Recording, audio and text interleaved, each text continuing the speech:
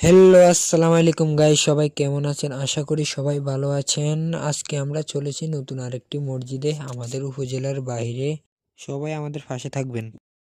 তো এটি একটি মাজার, যার নাম আপনারা স্ক্রিনের উপরে দেখতে পাচ্ছেন। মসজিদ বললে ভুল হবে। তো আমরা চারিদিকে একটু হাঁটাহাঁটি করে দেখলাম এখানে একটি মেলাও বসেছে।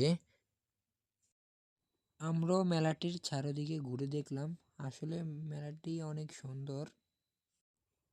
তো আমরা আর দেরি না করে মাজারের ভিতরে প্রবেশ করলাম। মাজারের চারপাশে ঘুরে দেখলাম। মাজারে একটি মসজিদও রয়েছে, যা আপনাদের স্ক্রিনের উপরে দেখাবো।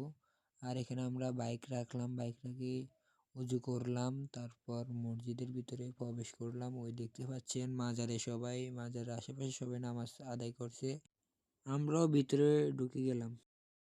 এখানে ঢুকে ভিডিও করার অনুমতি ছিল না, যার জন্য আমরা লুকিয়ে ভিডিও করলাম। এখানে অনেকগুলো কবরও দেখতে পাচ্ছেন আপনারা। আমরা লুকিয়ে ভিডিও করতেছি তাই দেখা যাচ্ছে না। আপনারা দেখতে পাচ্ছেন এখানে অনেকগুলো কবর রয়েছে, যা মাজারের ভিতরে অবস্থিত।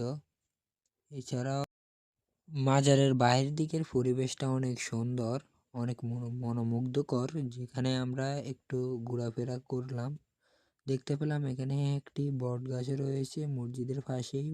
বট গাছটি ওইখানে দেখতে পাচ্ছেন আরেকটি মাজার রয়েছে। বট গাছের ডান পাশে আরেকটি মাজারও রয়েছে। ভিতরে ঢোকার পর আমরা দুইটা পতাকা দেখতে পাই। এটি আরেকটি মাজার, যেখানে মহিলারাও নামাজ আদায় করে।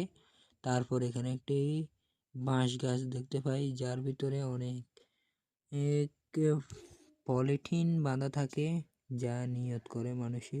তারপরে মসজিদের উপরে অনেকগুলো গম্বুজও আছে। এখানে একটি মসজিদও আছে, অনেক সুন্দর দেখা যায়। পরিবেশটি আসলে অনেক মনোমুগ্ধকর। আর তারপর আমি আমাকে একটু শ্যুট করলাম, আমার বন্ধু বান্ধবকেও শ্যুট করলাম। তারপর আমরা তিনজন চলে গেলাম মসজিদের ভিতরে। গিয়ে আমরা খুঁজতেছি যে কোন জায়গায় বসবো, তাই একটি কর্নারে গিয়ে বসে গেলাম তিনজন। নামাজের পর আমরা চলে এলাম আমার বন্ধুর আন্টির বাড়িতে।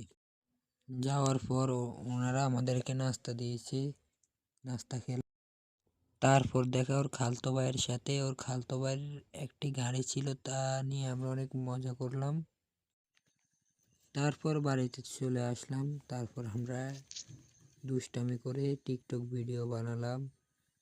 তো এই পর্যন্ত ছিল আমাদের আজকের ব্লগটি। তো আপনাদের কাছে কেমন লেগেছে অবশ্যই কমেন্টে জানাবেন, আর লাইক কমেন্ট শেয়ার করে দিবেন। আল্লাহ হাফেজ, পরবর্তী ভিডিওতে দেখা হবে।